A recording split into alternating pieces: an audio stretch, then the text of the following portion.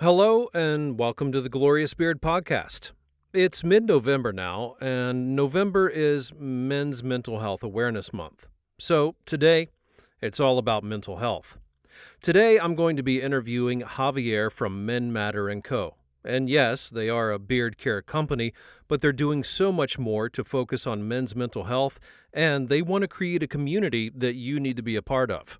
We're also going to have a look at a special and beloved celebrity from the past, unfortunately, as it's Robin Williams. Robin Williams had a long and documented battle with his mental health and ultimately succumbed to those issues. It's all this and more today on the Glorious Beard Podcast. But first, our discussion with Javier. From growing up in Spain to going to the UK and not knowing any kind of English, to finding success and prosperity in a variety of ways, Javier and Men Matter & Co. are changing the game, not only when it comes to beard care products and men's care products, but when it comes to the concentration and awareness on mental health. And before we get going, I'm just going to preface this with a disclaimer. Neither of us are mental health professionals. We're just professionals in our own selves. And today we had a simple conversation about a lot of deep topics. So don't take anything that we say as the gospel truth, and by all means do your own research.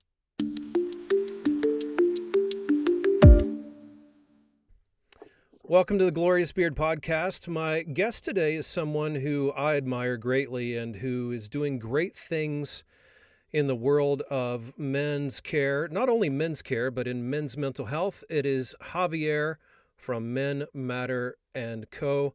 Javier, welcome to the Glorious Beard Podcast. Thank you, Bob. Thank you so much. Thank you. It's a pleasure to be here. Thank you so much. That was a great introduction, man. Thank you. I don't deserve that much. Well, when you've been doing it as long as I have, it just comes to you naturally.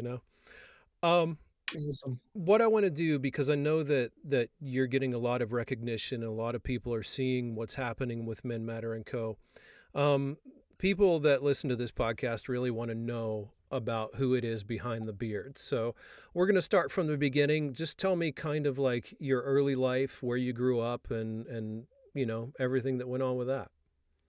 Yeah, absolutely, man. So thank you for asking. And I grew up in the south of Spain, in Malaga. I grew up in a fisherman town in the early 90s. And I guess I had a fairly normal childhood. Back then, it was obviously different to the childhood people have now, probably more similar to yours. There was no phone, no internet, and all of that stuff. And I think it was much more enjoyable to what kids probably have now, and it built you up differently. But so I grew up fishing and spending a lot of time with my grandparents. Both of my parents were working. My dad was working very hard and away most of the time, and so was my mom. So I spent a lot of time with my grandparents. Grew up in Spain up until obviously I had my teenage years in Malaga as well, and then as when I was 18, I had finished my studies. I did electromechanical engineering, and there was nowhere to work through the following the 2008 crisis in Spain. And the economic crisis just made me leave the studies, and I didn't carry on studying anymore because I there was no point, and or so I thought at the time, and started looking for work. I went to work as a salesman, did multiple different things, and when I thought that there was no light at the end of the tunnel, I looked for better opportunities. I had family living in the UK, and I decided to just use my wages to pay for a flight and move over without knowing a word of English. That's that's now more than a decade ago, and yeah, so that was, I guess, a bit of an early part of my life. Yeah. For only practicing English for a decade, I think you're doing fairly well. Thank you, man. Thank you, my friend. I never actually passed a test of English at school. Really? Yeah. I used to spend the break time writing in a with a chalk in a board, writing "I will do my homework for the English lessons" over and over and over, um, because I couldn't do it because my grandparents weren't going to teach me English, Yeah, and yeah. I didn't know. Yeah, so I guess I was distracted at school or whatever it might have been. But yeah, I managed to learn English just by talking to people here in the UK by wanting to, you know. It's amazing to me what the human will can accomplish when you have enough ambition. When you really want to accomplish a goal, you find a way to get it done. So, yeah. So you moved from Spain, which is an incredibly beautiful country. I mean, just an amazing country everywhere you go. To the UK, to the UK. Culture shock, probably not knowing English, a little bit difficult. How did you cope at first, and what were your steps to getting to that point where you knew that you were going to succeed? Wow, that's a great question. Um, so, like you said, massive cultural shock, very different. You've made it sound as if Spain is a great holiday place and the UK is a green place with the grey skies. I think you have here a beautiful country as well, and I really am very thankful to the opportunities living here have brought me and the people that I have met. Grey skies that tend to bring a little bit of depression on people's lives, and the weather doesn't help that much, I guess. But what I first obviously found was everything was new to me in terms of how you do the normal admin on your day life. Laws were different, ways of doing things in general were different, and I was very fortunate to have some family members here, my aunties, my godmother and my auntie that were living here for a long time, and thanks to them, in part where I am now. And I found it extremely difficult, man. I remember learning how to say my auntie Eva showed me how to taught me how to say I am looking for a job. Have you got any vacancies? And I rehearsed that so bad until I learned how to say it. I couldn't say a single thing. I would confuse things like "How are you?" and "How old are you?" I didn't have a clue. And I remember going down Coles Hill somewhere here in Birmingham. She told me, "Well, here's your CV that I've made up for you, and you know how to say this thing now. So just go up this high street on one side of the road, and then come back on the other side and knock on every single business." And I thought, yeah, that will work out. Obviously, every business I went to, Bob, I said that sentence and then they responded to it. And I still don't know what the hell did they say, what the hell they did say, So I remember I was 18 years old, and I remember walking back to my auntie's. Up until then, I thought I had everything figured out, and I was just crying, thinking, I'm not making it here, man. Hmm. Um, how would And luckily, I ended up finding a job through family members that recommended, or just get my nephew there or whatever, and worked in the construction, worked in a number of things. I'm just going to work every day. I kept wanting to learn English. I kept using the phone as a translator, and every single thing someone will say, I would be like, "Can you spell it?" and tell me how you spell it. I learned the alphabet, and by that, I sort of figured out how to pronounce words. Hmm. Which was pretty interesting. um, but yes, that's a little bit of how I managed to do that. I have an anecdote actually about me wanting to not answering your question fully on how I realized I would be successful, which I'll get to that in a second. But what did really push me to want to better myself and learn English? And I remember uh, I have a tattoo in my chest that says, "I would rather die on my feet than live on my knees." And I got that tattoo when I was 18 years old, hot headed young guy, earning a little bit of money, and thought, "Oh, let me get a tattoo now that I can." And I remember being in a care home that I was helping refurbish, and I was painting skirting boards on my knees by the practice, and there was this lady over there that said to me, "Oh, what do you have on your chest?" Because I went to the toilet to put some green on or Vaseline or whatever it was in it.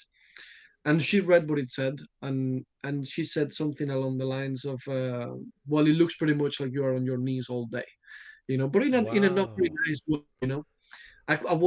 I won't forget that, and I am thankful that she said that, because I remember thinking I could probably think very hard to answer you, but I will not know how to respond after that. And I went outside and I was brushing leaves and thinking I'm going to learn English, man. And there is not a chance in hell that I will let somebody talk to me that way when Yeah. I do. Which sometimes in life you have to bite your tongue in any case, and you mature and all of that. But that at the time, that was what was pushed me to it. Yeah. And and when I realized that I would be successful was when I realized that success is what you see as success, and having a family that loves you, and being healthy, and having someone on your side that appreciates you and will support you. That's what I thought it's success, and I could say that I'm successful now, you know, Yeah. and I have all of that. Yeah. Yeah.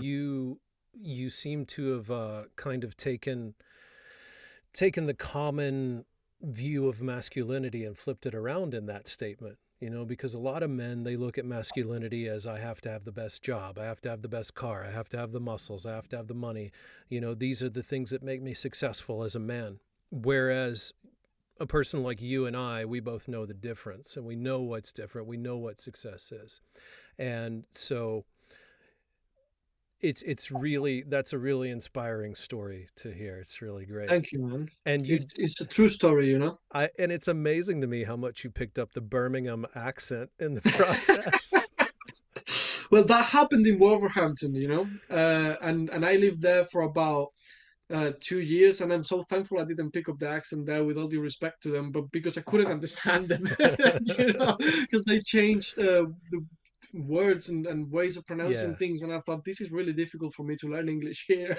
So moved Yeah. back to Birmingham.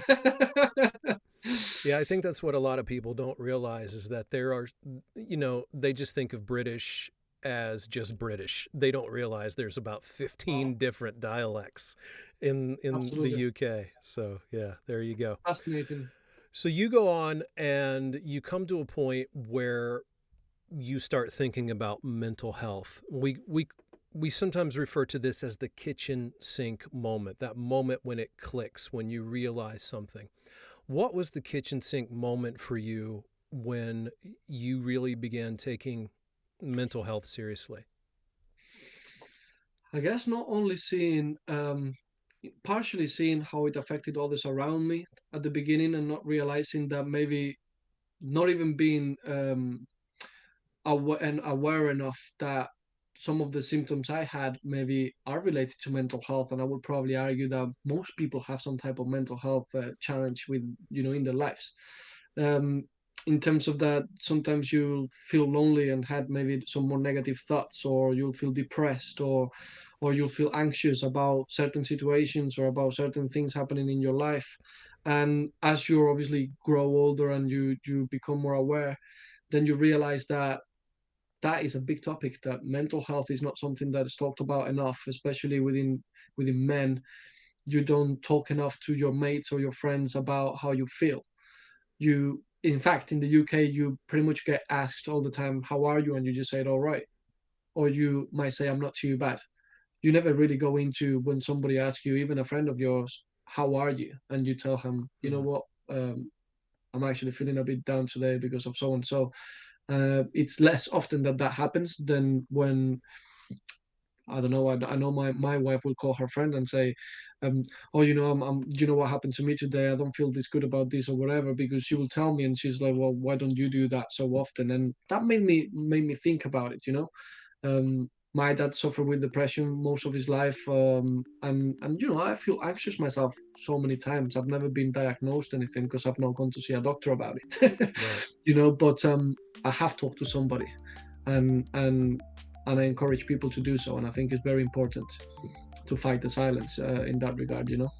But that's when I become a little bit more aware as I start growing and seeing that what's happening to other people, it, it might have actually some similarities to what might be happening to me, and Mm. and how do you battle that?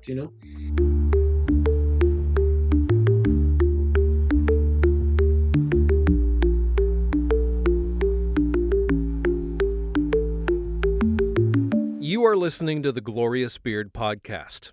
Today's episode is, of course, sponsored by Men Matter & Co. And right now, through the rest of the month of November, in order to honor Men's Mental Health Month, you can go to menmatterandco.com where everything is 50% off, except for the gummies. That's menmatterandco.com. Everything except for the gummies are 50% off for the rest of November, honoring Men's Mental Health Awareness Month, because you should never suffer alone. Men Matter & Co. are trying to fight the silence, one man at a time. Yeah, I think it's definitely something where men especially have a more difficult time talking about what's going on in their life. They feel like they have to be this or they have to be that. They have to keep up a wall. They have to be, this pillar of strength for other people. Um, in your communication with men, where do you find that it's easier to be able to talk about what's going on? Because for me, I think that in social situations, it can be awkward. In one on one situations, it can be awkward. But if you're, say, going on a walk together or a run together or doing some kind of activity, do you think that's easier for the person who's struggling to talk, is what I'm asking? For the person who's struggling to talk to somebody, what do you find is the best scenario? What makes it the easiest to actually open up? Honestly, what I truly believe is that what sometimes we have to realize is that the person that you really want to talk to and that you don't talk to because you're afraid of what they might think might actually need that talk more than you do. And they go through the same problems that you do.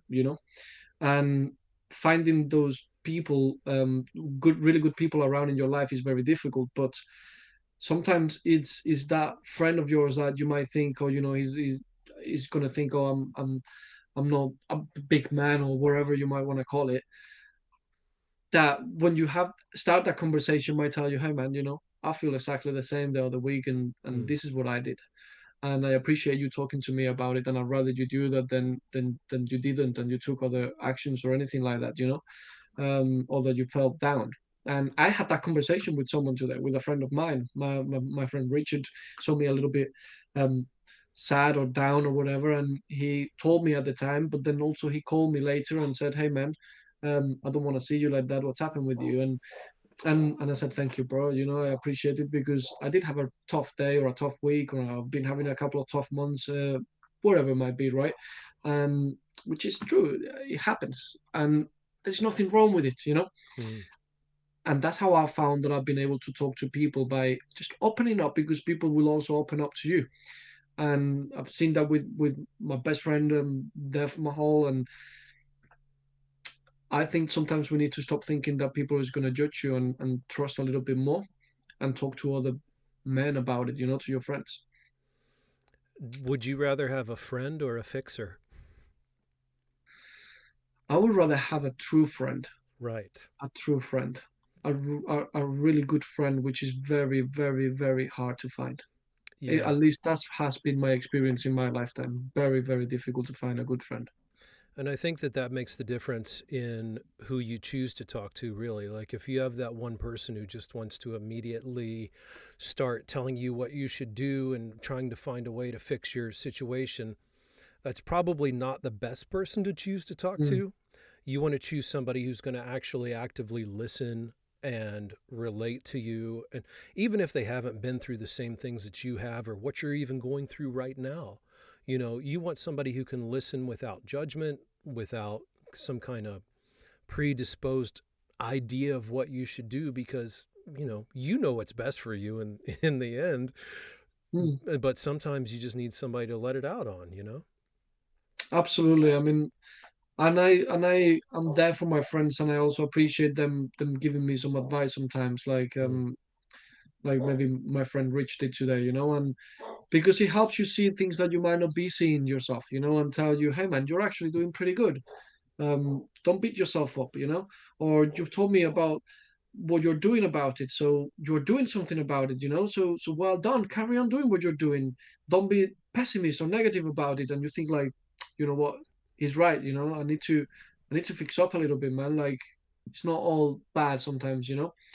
But yeah, I think it's very difficult. There's many people that that for whatever reason they might have moved to a different area, they might have changed jobs or whatever it might be, and they don't have that one person. So I would say, try and find a hobby that's not just you alone in your house and you can share with other people out there, and that will bring up the opportunity to have new relationships and maybe meet people, that way as well. One of your, if not the most dominant slogan that you have at Men Matter and Co. is to fight the silence. We think of this idea of silence, and in our context, it is where men do not speak up, where they do not admit their feelings, where they do not get into what's going on with them. The way that they tend to keep things in until they just burst or have a fit. That moment happened for me a long time ago at my workplace, where I had been struggling and not realizing what was going on with me. And it was a kitchen equipment company. We serviced kitchens for major restaurants. And I'm trying to put this industrial sink together to load it onto the truck, and I'm just getting frustrated. And finally I picked it up and I threw it across the warehouse. I just totally lost it. And my supervisor reports it to my boss. My boss calls me into the office, and I'm thinking, here it is, I'm getting fired, life sucks, blah, blah, blah. The difference became that he looked at me and he said, we're going to send you to therapy. We're going to pay for it. You come back to work when you feel good, because something's obviously Wow. going on with you. And I think that if you have someone in your life like that, because that made all the difference. After that, I embraced therapy. I embraced, not so much in my early 20s. I was kind of still hesitant about it, but I had that thought in my mind where later on in life, I completely embraced therapy. My latest therapist is amazing, and I would recommend therapy to anyone. But even if it's just a kind of sit and talk kind of thing, because the silence that we keep, and you've talked about men being afraid of being judged, but do you think that it's something deeper, that the reasons why we hold it in? What's the deeper aspect of it? Honestly, I don't know. I don't know, but yeah, I completely agree with everything you've said, and absolutely. I mean, for us at Men Matter and Co, that strong slogan of "fight the silence" is more of a lifestyle thing, where we want to build a podcast to just allow to see people that it's everyday people, and that they are talking about how they feel, and some of them have great stories and have been like my good friend Devlin Mahal, who's been in over 20 years of his life in the in the Irish Defence Forces, and you will think he's a very tough guy, and he will talk to you about his experiences with mental health and how he's fought that. Or for me, it's just becoming aware of the fact that it's okay to talk about it and that it will help you, because it's that silence that's killing people, that kills over 12 men every single day. Is that, as you know already, the number one cause for men over 50s, I think it's dying out of suicide, due to all of this that we're talking about. And that is just sad and frustrating, because we can fix it, in the sense of not fix the people, fix the issue, which is showing that everybody that it's okay to talk. We partner at Men Matter and Co. We partner with a charity called Andy's Man Club, and that's their slogan: "It's okay to talk." And I think it's just super important, and we need to do it more and more.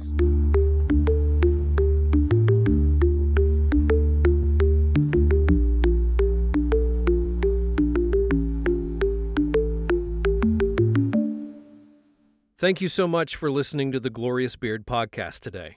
We're going to take a short break from our conversation to have a look at Robin Williams. It is, of course, Men's Mental Health Month, and Robin Williams had a well-documented history of struggles with mental health. In the end, he ultimately ended up succumbing to those struggles, and we here at the Glorious Beard thought that it would be good not only to honor the life of Robin Williams, but to also offer you some resources if you are struggling yourself. In this business, there are comedians, there are comics, and once in a while, rarely, somebody rises above and supersedes that and becomes a comic persona unto themselves. I never cease to be amazed at the versatility and the wonderful work that Robin Williams does. Would you welcome him, please? Robin Williams. In honor of November being Men's Mental Health Awareness Month, we thought that it was our duty here on The Glorious Beard to cover a comedian who was versatile in his acting style as well as his facial hair. Beards can be both a symbol of pride and strength, as well as a sign of shyness or transformation. Robin Williams rocked all kinds of facial hair.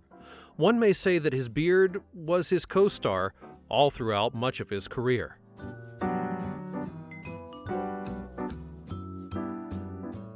Robin Williams was born in 1951 to Robert Fitzgerald Williams, a senior executive at the Ford Motor Company, and Laurie McLaurin, a model and actor.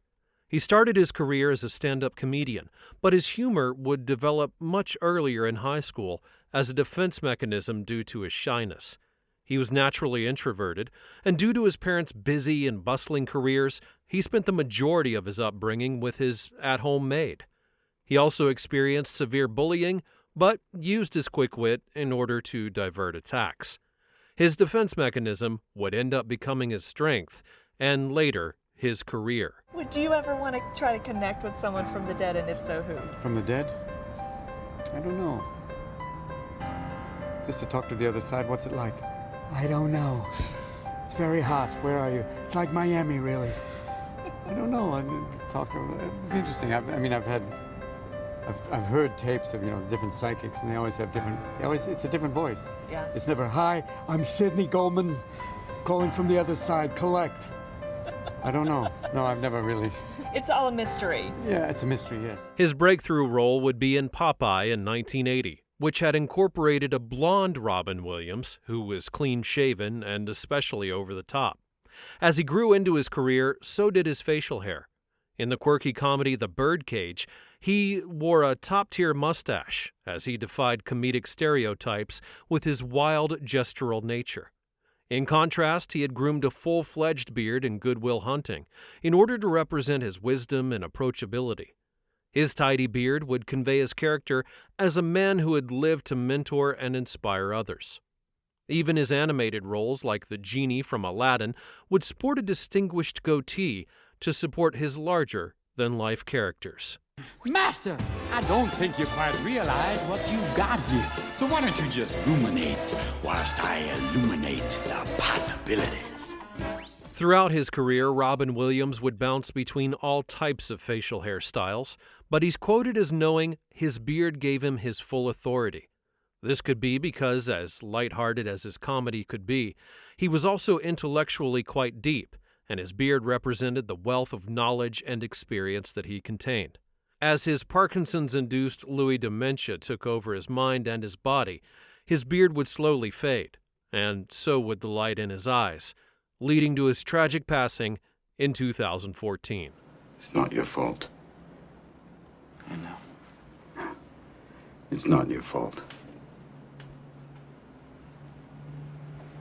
I know. No, you don't. It's not your fault. I know. It's not your fault. All right. It's not your fault. Robin Williams is the perfect example of letting your facial hair tell the story, both on screen and within. No matter how hard his death had hit the world, his legacy lives on. It can be seen in every individual who wears a beard to embrace their full humanity. And we here at The Glorious Beard hope that if you take anything from this tribute, it's that how you appear, whether it be clean-shaven or all over the place, is yours to own. So, this November for Men's Mental Health Month, take a moment to look around at the men in your life and at your own self. If you're struggling or you know someone who is, reaching out doesn't have to be complicated. You don't need the perfect words or even the perfect moment. You just need to start, and there are people there who are ready to help you day or night.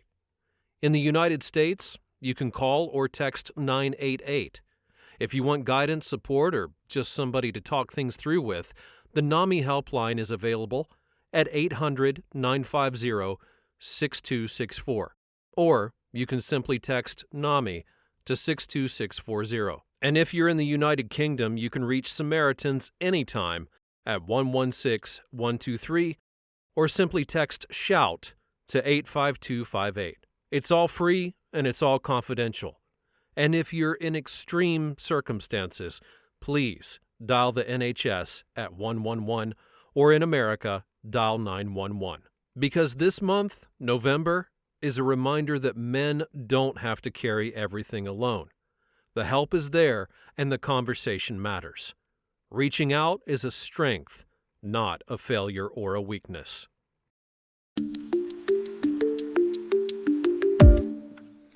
My guest on the Glorious Beard podcast is Javier from Men Matter & Co. And right now, during the month of November, you can go to menmatterandco.com, where everything is 50% off, except for the gummies, to celebrate Men's Mental Health Month.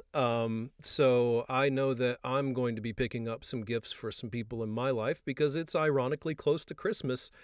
And if you need something, you should slide over there and check them out.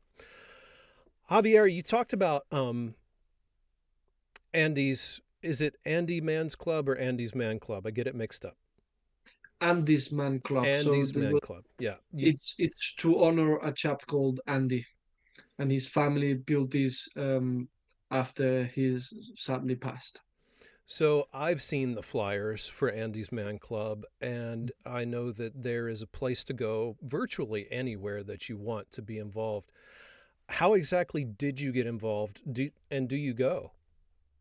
I thought it was so inspiring that they have groups of people everywhere in the UK, in absolutely pretty much in every city. I'm not exactly sure how many groups there is, but the only reason why I don't know is because what I do know is that every other week there is new groups being set up, so I've lost count now of how many places there is, which is fantastic. And I think it was last week when there was more than 5,000 men attending on a Monday, and at 7 p.m. you can go to any of their groups. You'll be welcomed by somebody who will offer you a cup of tea or a coffee, and there is a couple of topics that are talked to about in the day, and you can talk and share what you like or don't, and I have been, and I think that when I found them, I found them through Men Matter & Co. rather than any other way or anything. So I think what I mean is that we didn't partner with them after I had gone. I found them when I actually was doing some research about what there is in the UK available for men, and I thought it was fantastic. I thought it was incredible, and you will find people from all walks of life. Absolutely, just exactly that. People from all walks of life going to these groups, and men actually, not people, just men in particular, right?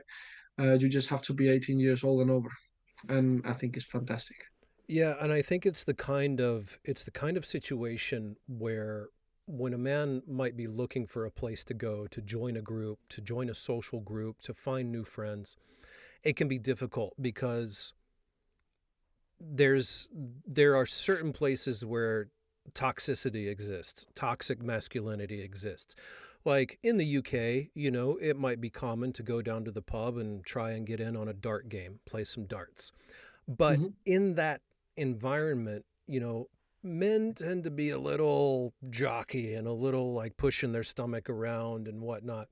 And it certainly exists. There's certainly a side of men and what's known as the manosphere, this kind of toxic element to looking at masculinity, in my opinion, in a very wrong way. But Andy's Man Club and what you're trying to do with your community at Men Matter & Co. are quite different, right? Well, absolutely, and I think you've nailed it there, and it's very, very different because there is way more than that. It's exactly what we're. I don't think people or men are doing that intentionally. It's what we've grown up surrounded by and what we've seen, right? And you would have been told when you were a kid, just why are you crying? Just toughen up. Yeah. If it hurts you, then next time be more careful and don't fall. Or in whichever sense, right? And men need to realize that I keep saying people, but we're really talking about men, and men need to realize, in a sense, actually, people need to realize that men have feelings, and we are normal people just like everyone else, like women and children, and we're vulnerable just like anybody else. So we can pretend to have any shell that we want. Um, we have the same type of feelings as anybody else, and showing that is just fine. You're not less of a man because you're not a big strong guy and you have no way of upsetting you or anything, you know. um Whoever feels comfortable behaving that way because he hides the way they feel or whatever it might be, it's fine too. But to an extent, when it gets to that limit where you are becoming toxic in that sense, right? So, so yeah, and look, we're partnering with really great people out there to try and achieve that to every level. Even with Men Matter and Co, we've partnered with a company with a fantastic brand called Dementia Friendly Barbers, and they're doing incredible work going to care homes in the UK and providing men the experience of having a barbershop haircut and having a chat with a bloke, and they have pictures in the care homes. It's almost therapy, you know. They have pictures in the care homes with old school movies or old school singers, and they have an old school chair, and it's absolutely fantastic. I encourage everyone to go and check their media and so it's brilliant, you know. And there is other platforms out there. So those are men that are now residing at care homes or that have dementia, right? And they're just as vulnerable as you and I, Yeah. you know. And even what you are doing, right? At Men Matter and Co, we're partnering with the Glorious Beard podcast, a platform that's enabling to have that conversation out there and for people to come and be able to just have a chat, everyday people like me, right? Yeah. And other people like me to listen to it like I do, right? And sometimes I listen to cowboy stuff in your podcast, or I listen to absolutely something completely different, but it's entertainment and it takes my mind off things, takes my mind off stress at work or anxiety with family problems or worries, you know. In the same sense, we're talking about mental health. Men also don't look after themselves in the sense of going to the doctor, you know. At Men Matter and Co, we've partnered with Ted's Health, which is one of the first in the UK to provide a simple and modern way to men to have access to testosterone tests and connecting them to clinics and experts on, because men don't go to the doctors, you know, Yeah. Yeah. as often, in the sense of like you try to be tough and you don't worry about it, and sometimes you're even afraid of what they might tell you. And even to that, I saw this really great commercial once where it was all these scenarios that a man was in. Like he was talking to his friend and he was just talking and talking. He was talking to somebody else. How was the concert? Oh, it was great, blah, blah, blah, blah, blah. It gets to the final frame. He's in the doctor's office and he's really suffering with something. And the doctor goes, "How are you doing?" And he just looks at the doctor and he goes, "Fine," because he doesn't want to talk about it. He doesn't want to face this shame, so-called, and embarrassment of things, where in reality, it's probably one of the best spaces to do so. You know, when I was a child, I loved going to the barber shop. I loved being around men, not for this weird masculinity aspect, but because they talked about the weather. They talked about baseball. They talked about these things that me as a child was into. To have something in a care home like that, that's amazing. And I'll be sure to put all the links in the show notes if you are in the UK and you feel like you need to take advantages of these services, or perhaps your parents in a care home, you can get hooked up with them. Absolutely. I mean, I encourage every care home, nursing home out there to reach out to them, because the impact that I've seen they're having on people, on the service users, it's unbelievable. It's really powerful. And again, you know, that's what we're trying to bring here with Men Matter and Co is a platform where you can find all of these things, all of this help, all of these different services where you can find what you need and see. Even if you don't go and use any of these, you can see that you're not alone, man. You know, there is a lot out there and a lot of people out there suffering in silence, and we need to fight that silence. you go through all these jobs, you go through life, you are making progress in the UK, and somewhere along the way, you come to putting together a beard care company. There are tons and tons of beard care companies. It can be very intimidating to try and choose one, or to say, oh, I've never used beard oil before. I don't know what to get, But was your focus when you created Men Matter and Co., was the focus immediately on mental health? I guess what I'm asking is try and tell me the process of how you started to where you've come to now. Absolutely. So what I would say is what we're aiming to do is to be men care product rather than a beer company, in the Right. sense that we've started with beard, and I'll talk you through the process. It's I wanted to do something for by myself. I wanted to do something that took me to the hobby of building a brand and having a product out there, not necessarily a physical product that you sell for money, but just something that you've created, right? Um, I thought to myself, if I was going anywhere, what do I miss seeing? You can reinvent the wheel, or you probably can. There is some geniuses out there, but I am far from a genius. So I thought, what could I bring that if I saw anywhere, whether it's in a advert somewhere, or whether it is a message somewhere, or whether it's a product on a shelf, that will catch my attention and will connect with me. And I thought, I have a beard. I was actually trying to get into more looking after myself, more in the sense of how I look and all of that stuff, just to make me feel better. Hence why we say, like many brands say, look good, feel good, right? So Mm-hmm. so I decided that I could start a men care brand with the aim to make men feel better. And what I thought I would call that would be the actual message of the brand, that men matter because you do matter. And I genuinely thought, I actually don't see messages out there like that unless they are very toxic masculinity oriented messages, where you're saying that you are over something, or the men can do things women can't. It's nothing like that. No, it's just simply saying, here is a brand for you that focuses on you, on men. And we're starting with beer products. The reason why is because I'm not in it for the money. I'm in it to create something better. If I was in it for money, I will just take all the money I've spent on this and I will put it on a house, or and rent it out, or I will put it on stock. I don't know. But I wanted to create something powerful, right? And I wish I could have, but if I'm aiming to create good products, I have to take them one at a time, right? I don't have investors from anywhere, not even gone to a bank for investment, because you need a number of years in the trade. So I'm investing it all solely myself, with the help of actually someone who has helped me has been my father. He thought, you know what, I really believe in what you're doing, and I want to help you with this. Mm. And therefore I have to take it one product at the time. And what I wanted to start with was beard. Hopefully in the new year or in quarter 1 we will move into hair care, so we will start bringing hair powder. We've already got tested hair sea salt spray.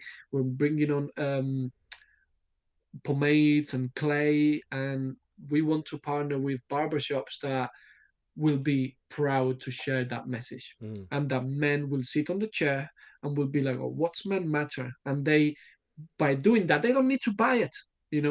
They just need to know that by having that there, then that conversation is starting. And we're talking now about mental health. And maybe the chap sitting next to you in the other chair talks about his cousin and issues that he's had and how he solved them, or and then that we've started it that right there. That's how we started. That was the thought process.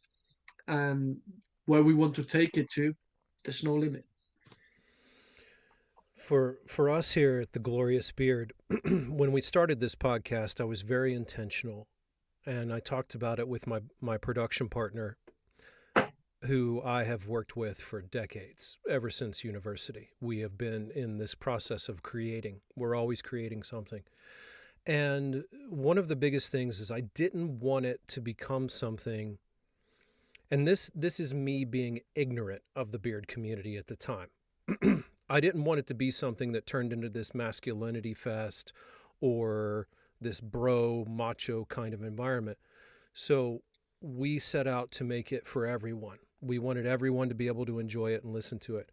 I very quickly found out that the beard community is so loving and caring and interactive and beautiful. And our Instagram followers alone, I mean, we have people who have won the World Beard Championships. We have people who just, listen to the podcast, and everyone is so, to use a UK term, brilliant. That's the best way I can What put it. will be the American term for it that you will normally use then? Probably something lazy like awesome or cool, But what I'm getting at is the sense of community that I discovered through what I create. You've discovered the same thing through what you create. And overall, I get the sense from all of our conversations, your more important focus is not on the beard care. It's on the community that you want to create. Talk to me about that and like the kind of interactions that you've had. Oh man, I could not put a price to it. I think it's the most rewarding feeling out of all of this to have people reach out to us, countless of people, even though we don't have a following on the millions or anything like that, but we have countless of people reaching out to us and saying, "Hey, thank you so much for what you're doing." And other people just go, my ex-husband who passed would have loved this, Hmm. or my brother who passed would have loved this because he was so much into mental health, and he had a beard. And I've had people send me pictures of their family members and tell me their stories, and mind-blowing, Yeah. honestly.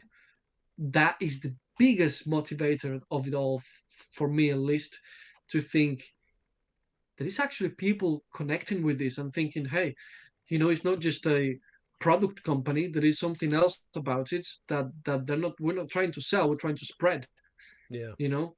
And I think that positivity and that powerful message is so contagious that that's why I see the potential. And I mean, the interactions we're getting are just unbelievable, and that's what we also want to try and get in the podcast that we want to do, to focus it solely on men, and men talking about their struggles, and men talking about their everyday lives, and for other people to watch it and think like, if this tough guy can do it, I can talk to my mate about it. He's just told the whole world, Hmm. you know.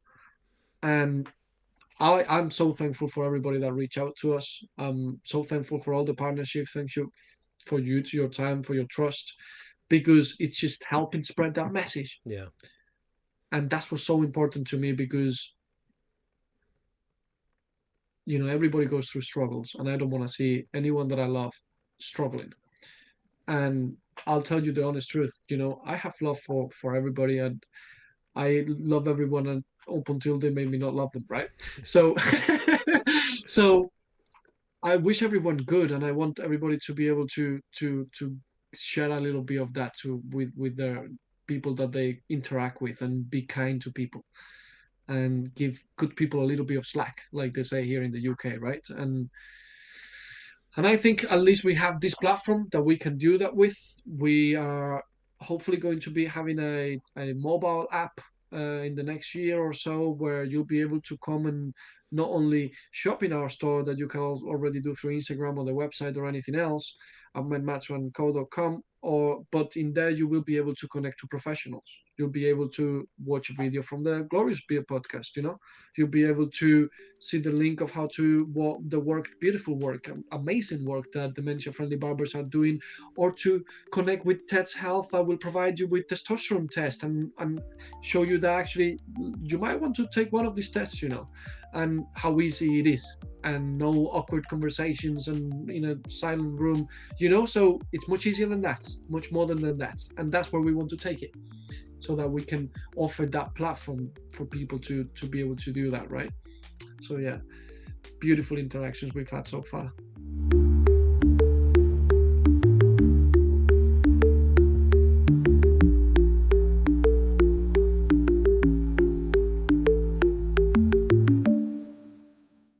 This episode of the Glorious Beard podcast is brought to you by Building Bridges for Brianna, a nonprofit working to prevent loss from mental health crises. Founded in memory of 15-year-old Brianna Dorgan, the organization connects individuals and families with the support and resources that they need, while also helping communities to talk more openly about mental health.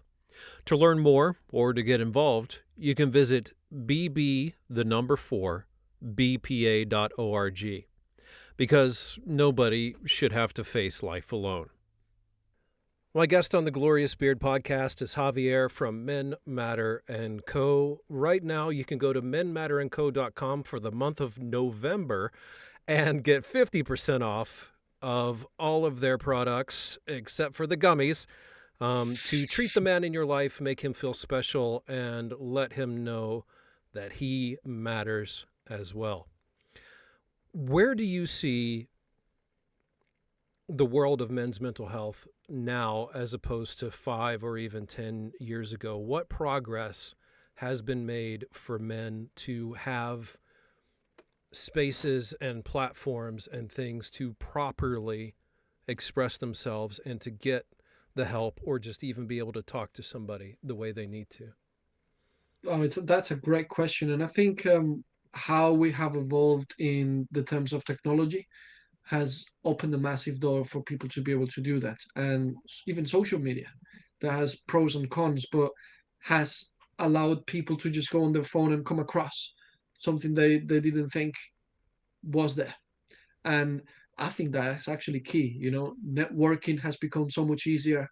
Accessing things have become so much easier. You just go on your phone or you go online and you can access anything.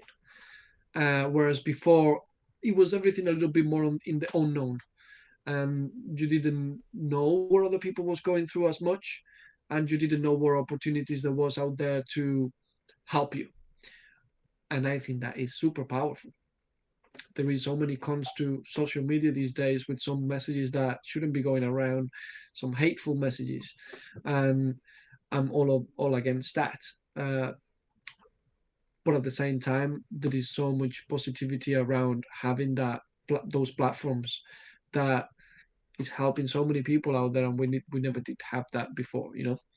And yeah, I think social media and technology is what has made massive improvements in that sense. But I think also people is becoming more aware. I'll tell you something as well. That's in the UK. In other places, even in Europe, that isn't happening as much. You go to Spain, there isn't a single organization dedicated solely to men or to men mental health, which it's mind blowing. The statistics show just the same numbers as they show in the UK. So it shows that the culture is a huge denominator of whether we can move forward or we can't, and how open-minded and how fast forward we are in the UK, or places like in the US, or other places in Europe, makes a huge, tremendous difference. And what I do hope is that something changes to make that the norm. But I think we're on the way. We keep progressing. Like I said, there is so many great companies. You not only have those are our partners. You have Samaritans out there. You have Calm. You have so many other organizations that are doing that, trying to enable men to get access to the help that they need, or simply to listen to what they need to listen on that given time. And that is just, again, thanks to social media and technology. That's where I see a massive improvement in society. But there's also a fair bit of toxicity and railroading and such on social media as well. How do you differentiate between where you should be looking, and while also at the same time staying out of those spaces?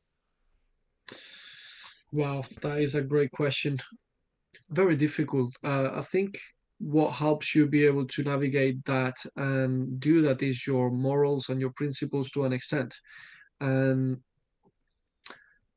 I wouldn't know what to advise to somebody so that they go in the right way, because what is right to me might be completely different to someone else. I would advise always to to try and differentiate from good and bad. I think it's quite clear for everybody what good and bad looks like, and follow your heart and try and do what is good.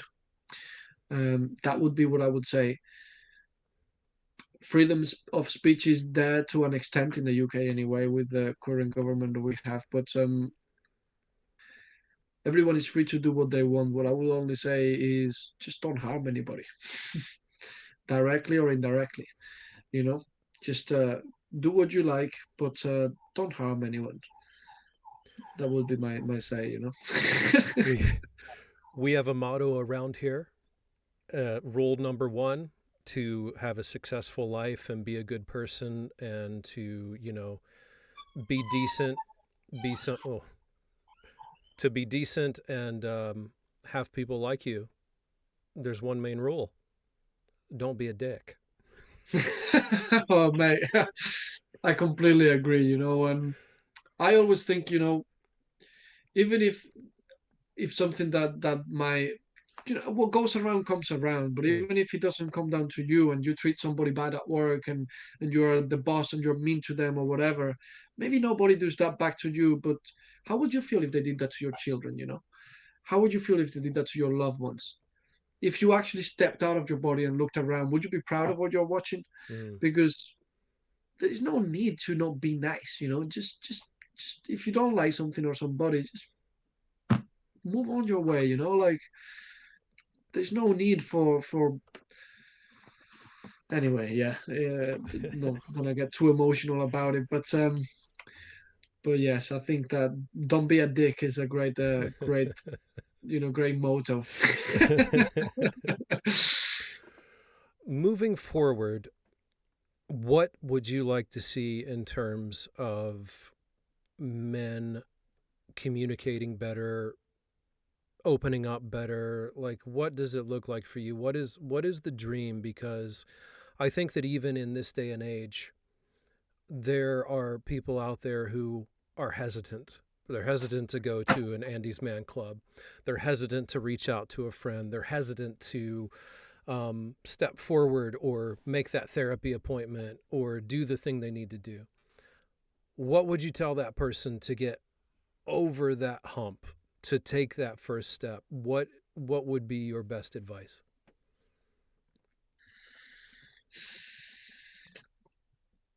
I think people need to love themselves a little bit more and also be true to themselves and love their loved ones. I want men to stop dying, you know?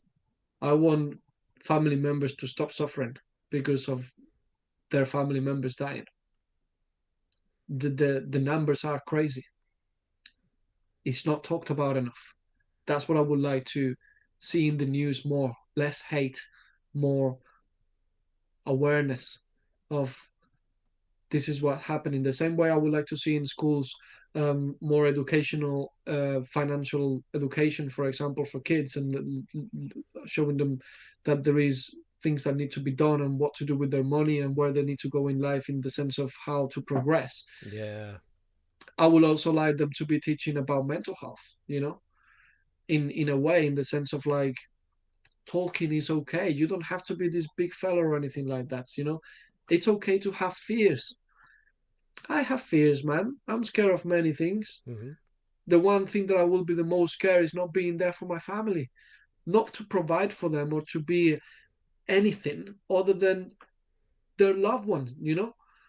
And like I said, I think people need to listen to their loved ones as well. Is a good advice that a friend of mine has mentioned in a chat that we've had recently, and I think it's great advice because sometimes your loved ones will tell you that you might need help, so you need to be able to talk to them and to listen to them and trust that process.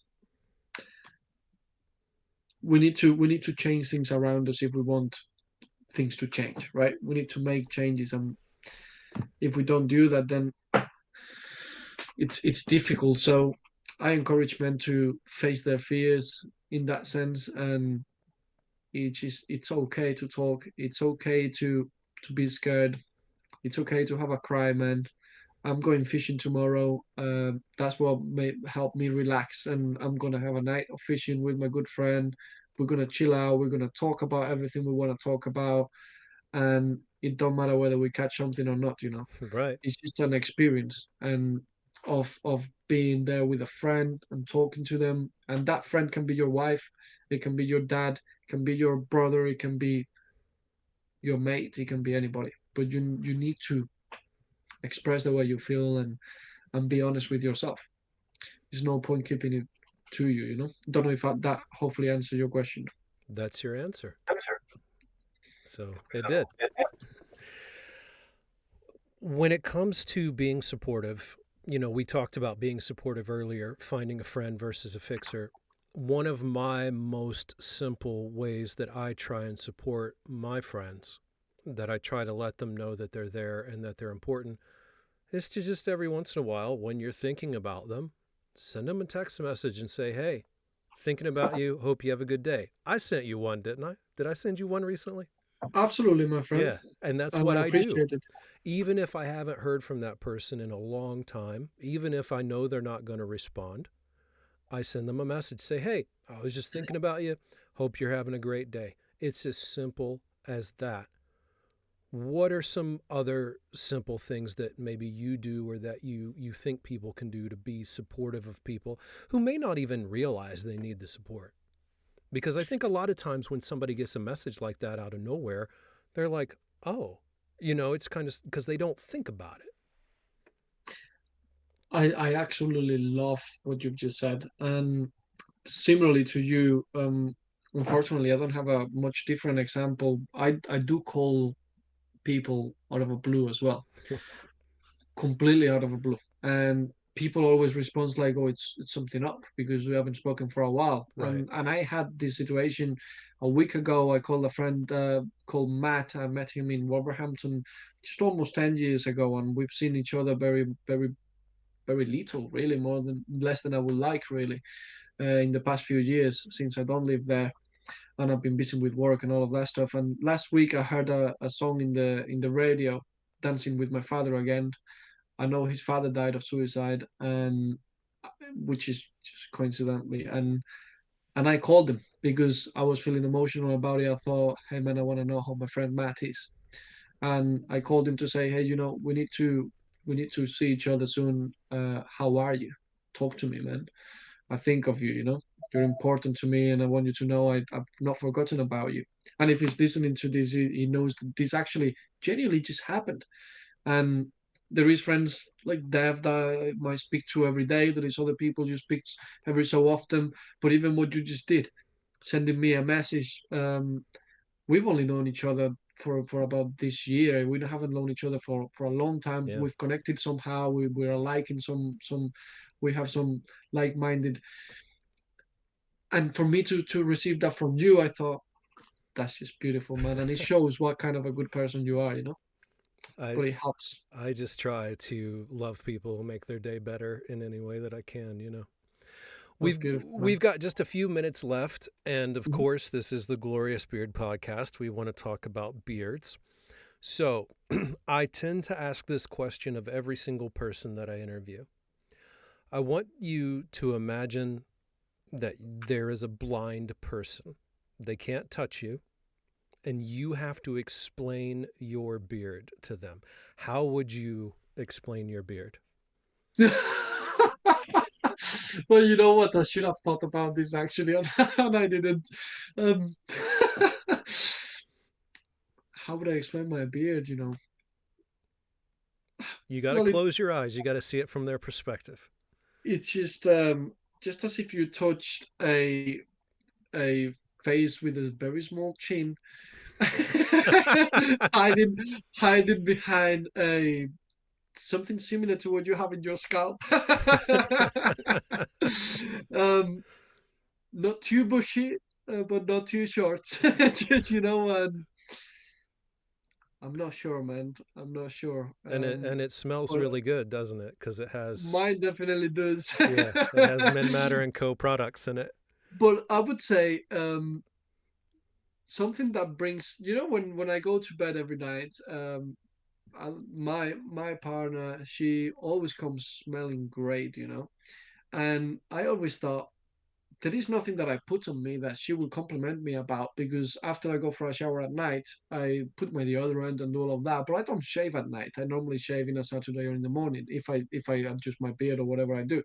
So I don't really put aftershave at night, especially because I normally wear them for other reasons, right? So when I put beard oil, it gives that nice smell, you know. So I would certainly say it's something that smells really nice. If you touch it early in the morning, it might be a little bit um, not so similar to being a bit wet because I've hydrated with balm or with oil.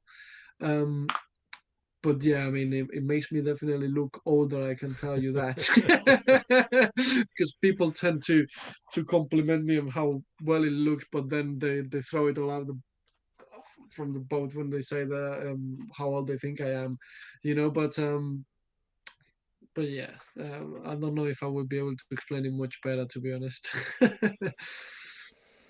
One final thing.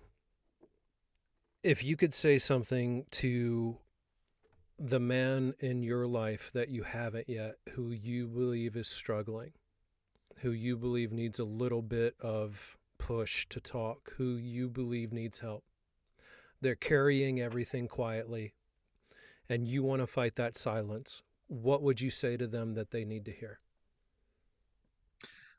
I would say you're already doing enough. You're doing great, and you don't need to push yourself to the very limit. Sometimes we don't realize that where you're at the path that you are, it's I'll give it to you in another way. Don't compare your path with anybody else's, you know. Just focus on yourself. Forget about the social pressure that we have and do what's good for you. That's it. No pressure, no, expectations. Just do what's good for you. And there is people who loves you out there. And if you feel like you have nobody, trust me, you're good enough. You will find somebody that will love you. In any case, you need to start to be able to do that. A friend of mine a long time ago gave me a good advice. You need to start by loving yourself. That's my big advice. Just love yourself. Or my message, just love yourselves, because you are worth it. I think we all are.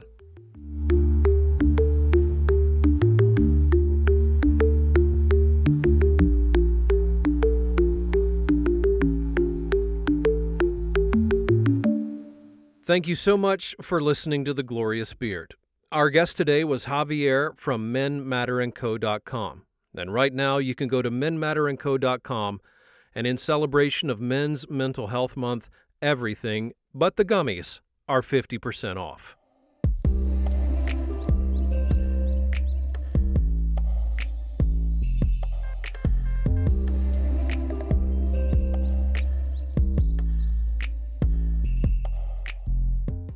Our production director at JXB Media is Bob McCoy. Our executive producer is Joseph Kay. Our associate producers include Damian Miller and Sabrina Dene. The amazing person who wrote the story on Robin Williams, her name is Abby Yaffe. Production assistants on The Glorious Beard include Kaylin Graff and Jade Wessner. Our story editor for this episode was Morgan Horvath. Our social media team, led by Sabrina Dene, makes things really great on our social media, and you can find their excellent work on our Instagram and YouTube and probably TikTok by searching The Glorious Beard. The Glorious Beard is a production of JXB Media, a subsidiary of Top Secret Television Productions. Be sure to like, share, subscribe, follow, love, whatever other fun stuff that your podcast platform allows you to do. And, of course, you can find us online at thegloriousbeard.com. Thanks for listening, and we'll see you next time.